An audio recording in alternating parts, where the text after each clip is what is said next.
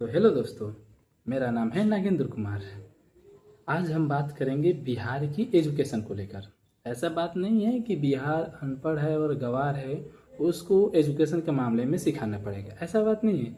वो तो पूरी दुनिया को वही ज्ञान दिया था। जैसे नालंदा यूनिवर्सिटी, पढ़ाई की भी शुरुआत वहीं से मानी जाती है, क्योंकि आर्यभट्ट जो जीरो का खोज किए थे वो भी हमारे बिहार से। अनेक विद्वान जो हैं वो भी हमारे बिहार से ही हैं। हम भी बिहार से हैं। हम बिहार के पश्चिमी चंपारण से एक छोटे से गांव से हैं। लेकिन हम यहाँ आने पर एजुकेशन के मामले पे हमें वीडियो बनाने का कुछ अलग ही कारण है। क्योंकि जो सबसे आजकल में मॉडल ज़माने में जो सब्जेक्ट भारी है वो चल रही है अभी इंग्लिश।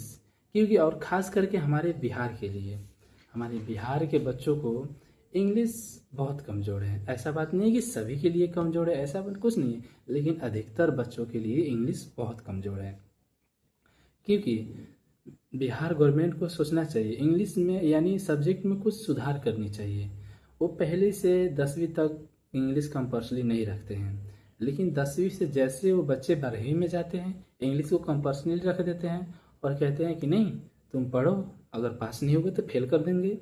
10वीं तक तो नहीं रखते हैं, लेकिन उनको सोचना चाहिए कि 10वीं या 8वीं से ही इंग्लिश को कंपल्सरी रख दिया जाए। क्योंकि बच्चा जब वहीं से पढ़ेगा तो धीरे धीरे धीरे धीरे उसको रियलाइज होगा कि अरे नहीं यार, इसमें हम अगर एग्ज़ाम नहीं दिए तो इसमें भी पास नहीं होंगे। तो बच्चा मन लगाएगा पढ़ने में। और वहाँ के टीचर भी हैं जो कहते हैं कि 10वीं में इंग्लिश कंपल्सरी थोड़ी है जो हम तुमको पढ़ा दें, जो कंपल्सरी सब्जेक्ट है वही तुमको हम पढ़ाएंगे।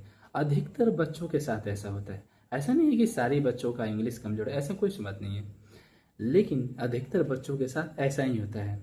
बिहार गवर्नमेंट को कुछ सब्जेक्ट में सुधार करनी चाहिए। जैसे कि मान लीजिए 500 नंबर होता है जो बोर्ड एग्जाम होता है, लेकिन 500 की जगह पर उसको 600 करना चाहिए।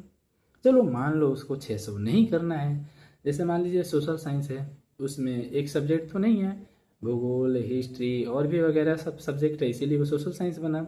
सेम उसी तरह जो संस्कृत एकलौता है उसमें इंग्लिश ऐड कर देता, संस्कृत और इंग्लिश दोनों एक साथ, तो क्या दिक्कत होता। लेकिन संस्कृत को अलगे रखा है और इंग्लिश को अलगे, और इंग्लिश तो कंपल्सरी में रखा नहीं, एक एक्स्ट्रा सब्जेक्ट में डाल दिया। लेकिन इस पे बिहार सरकार को गौर करना चाहिए।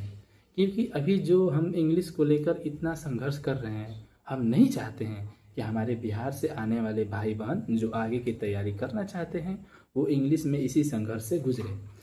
क्योंकि हम भी यहाँ आए हैं गुजरात में पढ़ाई करने, जो अभी इंग्लिश को लेकर हम अभी संघर्ष कर रहे हैं। हम नहीं चाहते हैं कि आगे कोई संघर्ष करे।